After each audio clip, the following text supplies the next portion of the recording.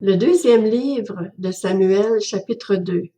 Après cela, David consulta l'Éternel en disant, « Dois-je monter dans une des villes de Juda? » L'Éternel lui répondit, « Monte. » David dit, « Où dois-je monter? » Et l'Éternel répondit, « À Hébron. » David y monta alors avec ses deux femmes, Akinoam de Jisraël et Abigaïl de Carmel, la femme de Nabal. David y fit aussi monter ceux qui étaient à ses côtés, chacun avec sa famille, et ils habitèrent dans les villes qui dépendaient d'Hébron. Les hommes de Juda vinrent, et c'est là qu'ils consacrèrent par onction David comme roi sur la communauté de Juda. On informa David que c'étaient les habitants de Jabès en Galaad qui avaient enterré Saül. Il leur envoya alors des messagers pour leur dire, « Soyez bénis de l'Éternel, puisque vous avez fait preuve d'une telle bonté envers Saül, votre maître, et que vous l'avez enterré. Que l'Éternel agisse maintenant envers vous avec bonté et fidélité. Moi aussi je vous ferai du bien, puisque vous avez agi de cette manière. Que vos mains se fortifient. Soyez de vaillants hommes. En effet, votre maître Saül est mort, et c'est moi que la communauté de Juda a désigné par onction comme roi sur elle. » Cependant, Abner, fils de Ner et chef de l'armée de Saül, avait pris Ish-Bosheth, le fils de Saül, et l'avait fait passer à Mahanaïm. Il l'avait proclamé roi sur Galaad, sur les Assérites, sur Jisraël, sur Éphraïm, sur Benjamin et sur tout Israël. Ish-Bosheth, fils de Saül, était âgé de 40 ans lorsqu'il devint roi d'Israël, et il régna 2 ans.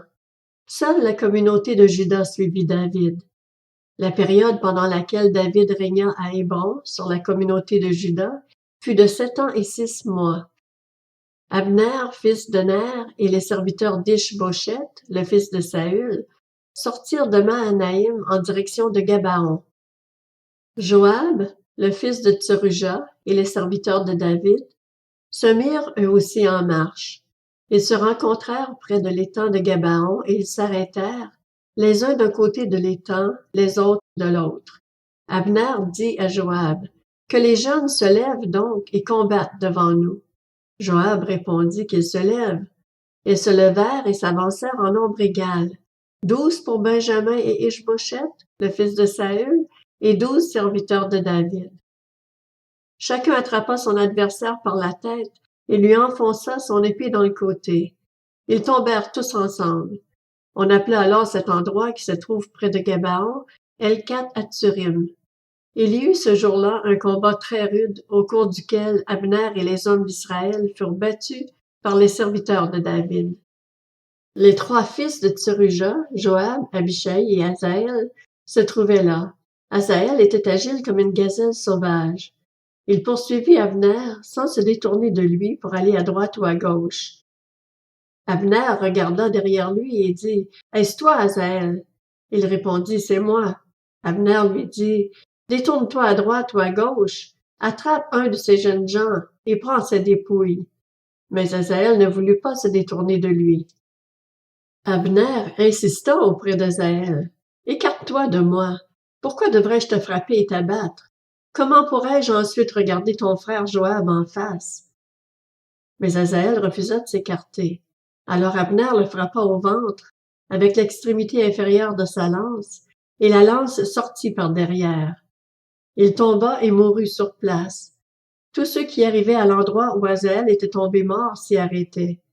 Joab et Abishai poursuivirent Abner, et le soleil se couchait quand ils arrivèrent à la colline d'Ama, qui se trouve en face de Guiash, sur le chemin du désert de Gabaon.